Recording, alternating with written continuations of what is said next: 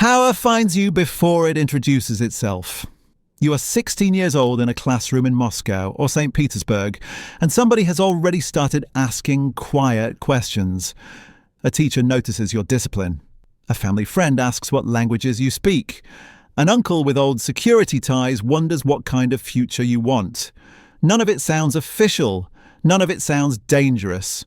But in Russia, the state does not always recruit in public. Sometimes it just starts measuring you. That is how the FSB begins. Not with a job posting, not with a dramatic oath, with filtration. Your grades matter, but your family matters more. Your health matters, but your background matters more. No relatives abroad, no dual citizenship.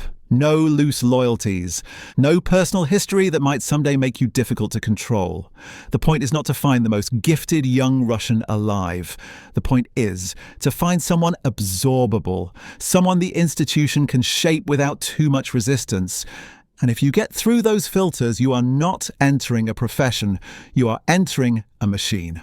Level 1, the cadet. The academy in Moscow is less a university than a conversion chamber. It inherits the bones of the old KGB school, and it still carries that same logic. Break down the civilian, harden the loyalist, professionalize the paranoid. From the outside, it looks academic. From the inside, it feels like controlled containment. Your schedule is fixed. Your progress is watched. Your weaknesses are catalogued early. You study surveillance, counter-surveillance, telecommunications, foreign languages, cryptography and operational counterintelligence. But the deeper lesson sits underneath all of it. Every person can be assessed. Every room can be penetrated. Every routine can be exploited. Suspicion is not treated as a flaw here. It is treated as literacy, and there is pressure built directly into the structure. If you fail, you do not simply walk away embarrassed. You can be forced to repay the cost of your education, years of it, a sum large enough to trap most cadets before their adult life has even begun. The message is obvious. Entering is easier than leaving. From the first year, the institution teaches you that commitment is not just moral. It is financial, psychological, and increasingly irreversible. Officially, admission is based on standards. In practice, connections matter. Family legacy matters. Security circles reproduce themselves. Plenty of bright candidates will never get close. Others will arrive with invisible help already behind them. The system presents itself as selective, but often it is self-perpetuating. By the time your first phase of training is over, you're already thinking differently. You no longer process people as classmates or strangers or passers-by. You start processing them as patterns, openings, risks, leverage points. That shift is the real beginning of your career because the academy is not trying to make you intelligent. It is trying to make you useful. Level 2, the apprentice. This is where the training stops being academic and starts becoming invasive. Now you are learning recruitment, manipulation, pressure, how to identify the one weakness in another human being that turns them from private citizen into usable asset. The motives stay simple because people stay simple. Money, ideology, coercion, ego. One of those doors usually opens, so you practice opening them. You run exercises where rapport is engineered, trust is manufactured, and compromise is built slowly enough to feel voluntary. You are taught to notice frustration, vanity, loneliness, greed, resentment. Not because those things are unusual, but because they are common enough to build operations around. You learn that most people do not betray all at once, they drift. The practical side gets darker too. Lockpicking, safe entry, hidden photography, audio devices, timed document capture, mock office penetrations. You stop reading about clandestine tradecraft and start rehearsing it with your hands. The purpose is not excitement, it is composure. The institution wants to know whether you can stay calm while lying, stay focused while trespassing, and stay functional while one mistake could destroy the entire operation. Then come the field exercises.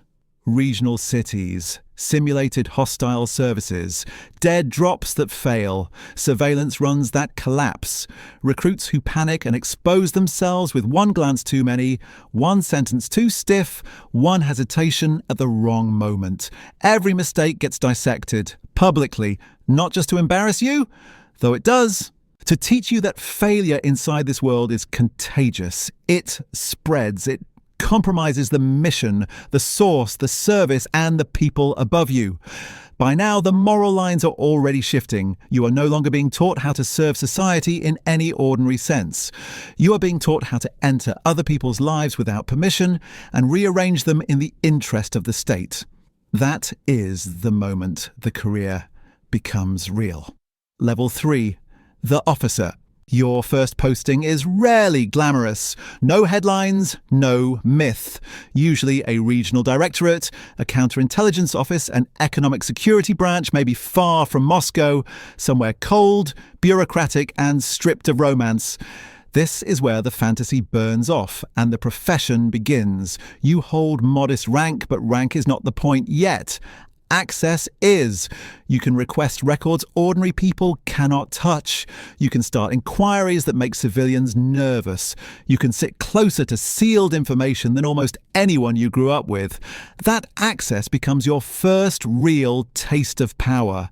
Then comes your first source, not some cinematic foreign spy. More often a bureaucrat, banker, procurement official, or mid-level functionary close to signatures, contracts, or internal correspondence. Someone useful because they are positioned near the bloodstream of the state. You do not threaten him immediately. That would be crude. You enter gradually. Repeated encounters. Familiarity disguised as coincidence. A gym, a cafe, a mutual contact. An atmosphere in which conversation feels natural right up until it isn't. You learn his pressure point, debt, vanity, family. A daughter abroad whose life costs more than his salary explains. A weakness he already knows he has, which makes him easier to govern once you touch it. You build the relationship first. Let him talk. Let him rationalize. Let him cross the line slowly enough that he can still tell himself he chose it. Then he hands over the first documents. Now you are running an asset. And that changes you faster than the academy ever could. You are no longer simulating control. You are responsible for maintaining it. If he grows frightened, you steady him. If he lies, you correct him. If he becomes unstable, you pressure him. You reduce his world until one fixed point remains. Your approval, your protection, your capacity to ruin him if the relationship fails. This is also where advancement stops looking meritocratic. Officially, promotion depends on service time, performance, discipline, and training. Unofficially, it depends on patronage, timing, internal politics, and being useful to the right superior at the right moment. A competent officer can survive. A protected one can climb. If you prove both reliable and adaptable, you stop being just another regional functionary. You become eligible for transfer inward, closer to Moscow, closer to the nerve center, closer to the place where intelligence work becomes political power. Level 4. The specialist. At this stage, your career narrows into a category. Some officers move deeper into counterintelligence, some into signals, cryptography, or counterterrorism. Others enter the economic security service, where money becomes intelligence and intelligence becomes leverage. This is one of the clearest windows into what the FSB actually protects. Not simply Russia, alignment. You investigate oligarchs, financial flows, corruption, unauthorized influence, suspicious corporate behavior. On paper, this reads like anti-crime work. In practice, it often means mapping who holds real power, who is drifting out of line, and what can be collected to keep them governable. This is where compromat becomes a strategic asset, less for courtroom use than for behavioral control. You gather material that may never be formally acted on. It only needs to exist. A private indulgence, a hidden transfer, an undeclared tie. A vulnerability held in reserve has its own force.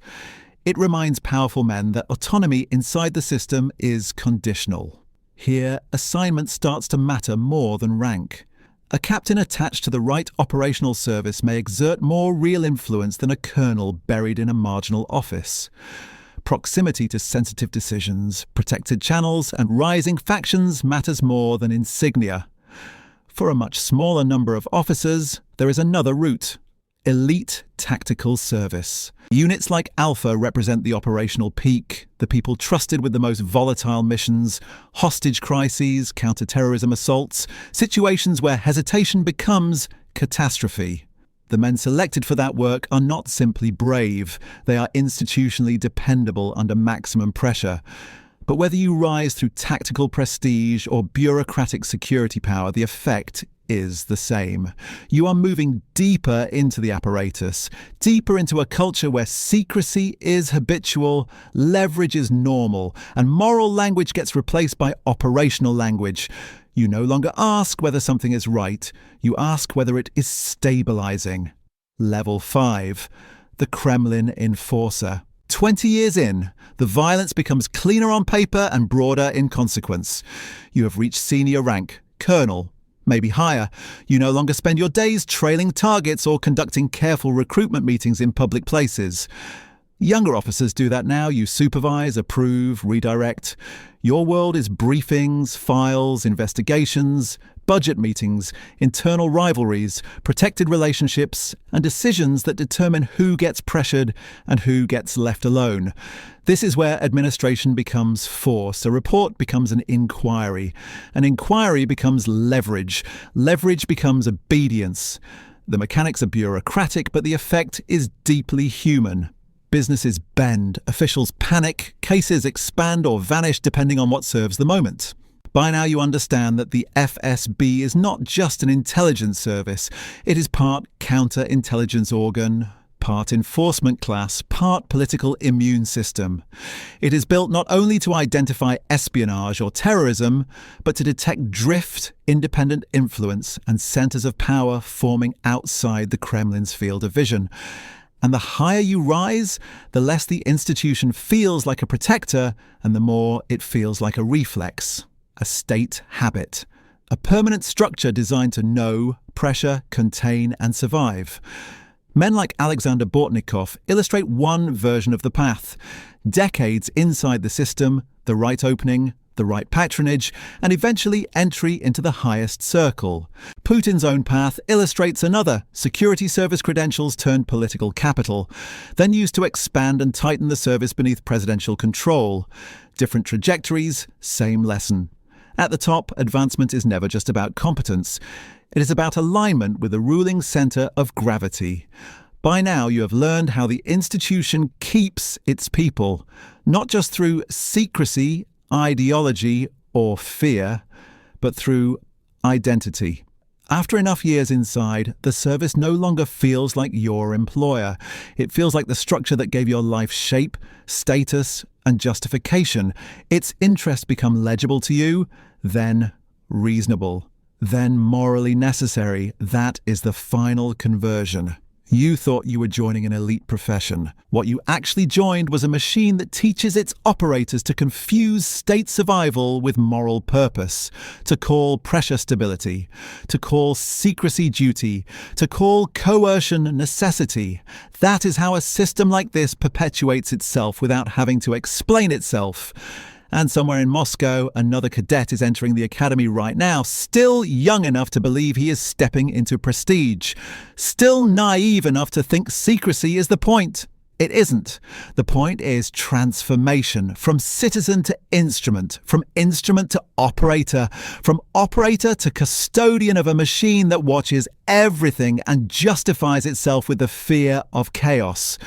By the time you reach the top, that machine no longer needs your conscience, only your obedience.